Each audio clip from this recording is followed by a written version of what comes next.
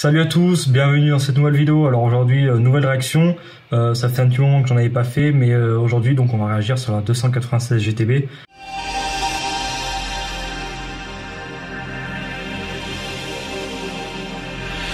J'avais d'ailleurs fait un petit sondage sur Instagram pour savoir quelle voiture choisir entre cette nouvelle 296 GTB et la 308 SW. Une grande majorité a répondu 296 GTB. Alors pour ceux qui avaient répondu 308 SW, peut-être que je ferai une réaction sur la 308 SW la semaine prochaine.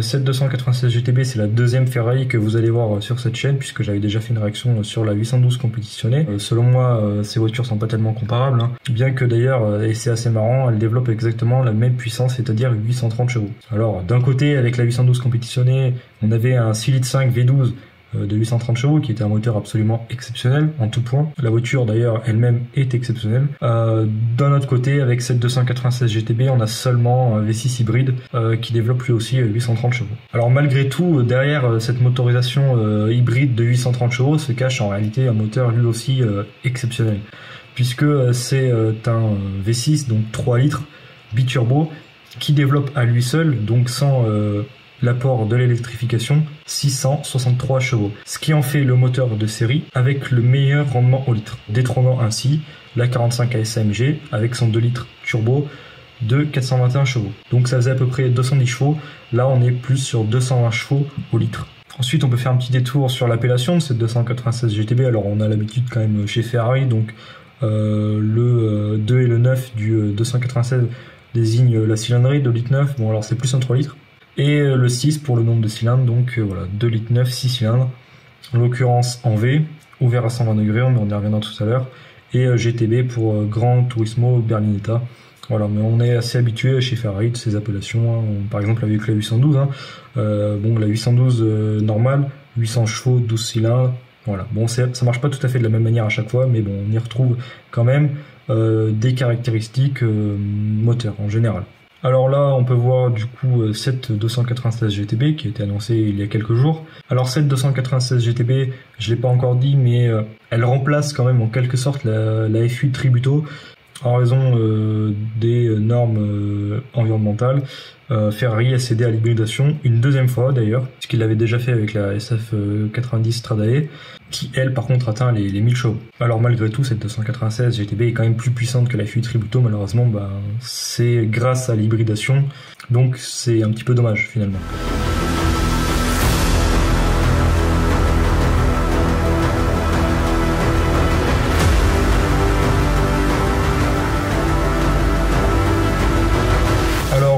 Pour ce qui est du design de cette 296 GTB, eh bien on a ce qui se fait habituellement chez Ferrari en termes de berlinettes, comme ils les appellent.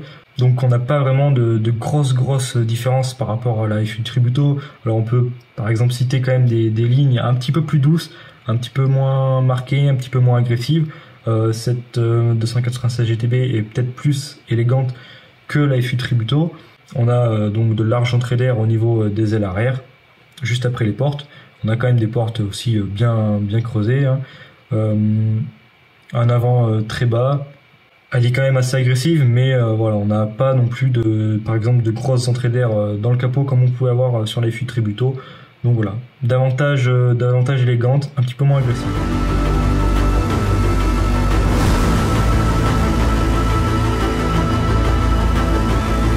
Sur cette 296 GTB, on a un V6 ouvert à 120 degrés. J'en avais déjà un petit peu parlé dans ma vidéo sur les architectures moteurs, mais en fait, ouvrir le V6 à 120 degrés, ça permet d'abaisser le centre de gravité et donc améliorer le comportement routier, la tenue de route, etc. Donc c'est pas anodin si Ferrari a ouvert son V6 à 120 degrés. Ça permet cependant plusieurs choses, donc déjà abaisser le centre de gravité. Ça permet également de loger les turbos, donc là en l'occurrence il y en a deux. Et donc Ferrari a réussi à loger les turbos à l'intérieur du V, et ce qui améliore évidemment le temps de réponse, puisque la distance que doit parcourir les gaz d'échappement, etc., pour alimenter les turbos est plus courte, et aussi les gaz d'échappement ont moins de mal à parvenir au turbo, puisque le circuit est plus simple en fait. Donc ça améliore tout simplement le temps de réponse des turbos, et c'est vraiment très appréciable d'avoir des turbos qui mettent pas 3 secondes à réagir. On pourrait dire qu'on se rapproche d'un gros moteur atmosphérique, même si voilà, évidemment c'est très vulgarisé. Alors ce temps de réponse minimum des turbos, eh ben, c'est évidemment ce qu'on recherche à chaque fois qu'on suralimente un moteur, c'est un temps de réponse court. Donc évidemment, ce temps de réponse minimal des turbos, ça permet plusieurs choses, et notamment d'avoir un moteur avec un meilleur comportement, un comportement plus lisse, plus linéaire. Voilà, ça permet d'avoir un moteur tout simplement qui se pilote mieux. Alors ensuite, on nous précise encore une fois la puissance spécifique, donc le ratio de puissance au litre, là 221 chevaux, donc c'est le meilleur rendement pour un moteur de série actuellement. Ensuite, la puissance maximale cumulée, 830 chevaux. Évidemment, c'est considérable, les performances sont considérables.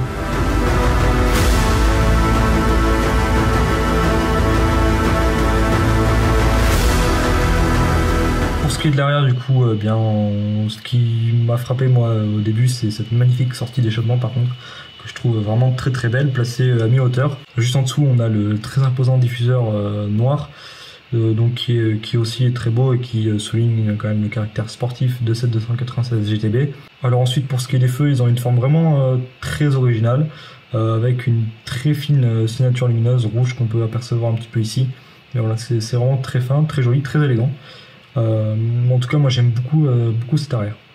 Ensuite, là on le voit pas, mais on a un petit béquet donc qui sort lors des phases de freinage, etc., pour renforcer l'appui aérodynamique évidemment.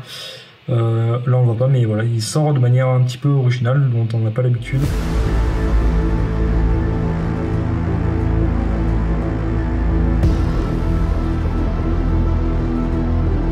Alors pour ce qui est de l'intérieur, eh bien déjà ce qui frappe, c'est l'immense dalle numérique derrière le volant qui fait office de combiné d'instrumentation.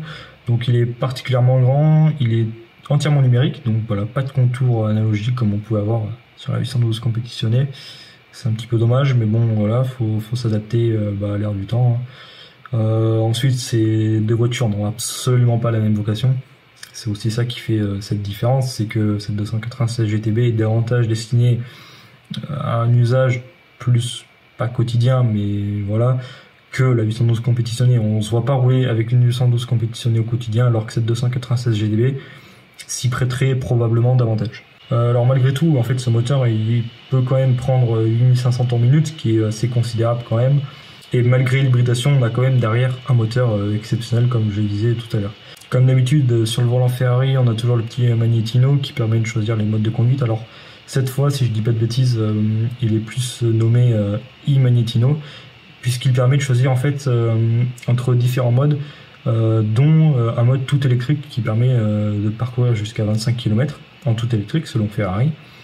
On a aussi un mode qui permet donc voilà, que la voiture choisisse entre hybride et moteur thermique, et on a également un mode qui permet d'activer tout le temps le moteur thermique, donc un mode qui est davantage sportif. En face du passager, on a toujours un petit écran qui rappelle la vitesse, le régime moteur et la vitesse à engager. Alors ce petit écran, il est en option sur les autres Ferrari de la gamme, il est de série sur cette 296 GTB. Voilà, donc on a toujours un intérieur extrêmement bien présenté, qui rappelle quand même l'univers assez sportif. On est chez Ferrari, donc voilà, c'est très bien fini, on a du cuir partout. Donc ensuite on a de magnifiques sièges baquets noirs avec des petits liserés rouges, d'ailleurs perforés au niveau entre l'appui-tête et le siège. Donc voilà, c'est vraiment très très beau, je trouve.